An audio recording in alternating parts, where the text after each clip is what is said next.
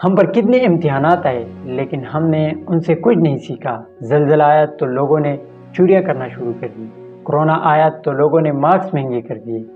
جب مری میں برف کا طوفان آیا تو لوگوں نے ہوٹلوں کے کرائے بڑھا دیے۔ اور اب جب 2022 میں سیلاب آیا تو لوگوں نے ہر چیز مہنگی کر دی۔ وہ ٹینٹ جو 7,000 کے ملتے تھے وہ اب 15,000 کے ملتے ہیں، اور وہ ٹینٹ جو 10,000 کے ملتے تھے وہ اب 22,000 کے ملنے لگے، اور وہ گھر جو 8,000 کے بآسانی مل جاتے تھے وہ اب 16-17,000 کے ملنے لگے۔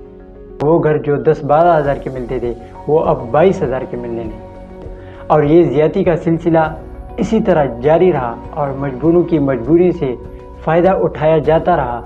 تو مجھے لگتا ہے کہ وہ وقت دور نہیں کہ اللہ ہم پر پتھروں کی بارش کر دے۔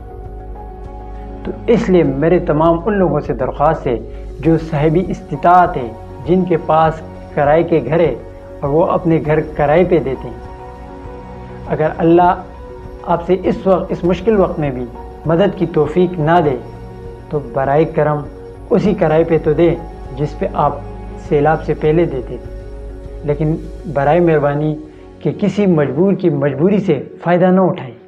کیونکہ یہ جو مجبور ہے یہ پہلے ہم سے بھی اچھی زندگی گزار رہے تھے، لیکن اللہ کی طرف سے لکھی ہوئی تھی، اللہ کا فیصلہ تھا، ان کے گھر بہہ دیے۔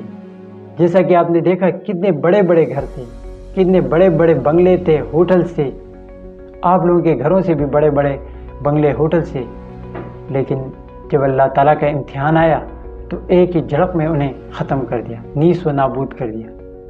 تو اس لیے میں آپ کو کہتا ہوں کہ اللہ تعالیٰ کی گرفت بہت ہی سخت ہے، کہ ایسا نہ ہو کہ ہم بھی اس گرفت میں آ جائے،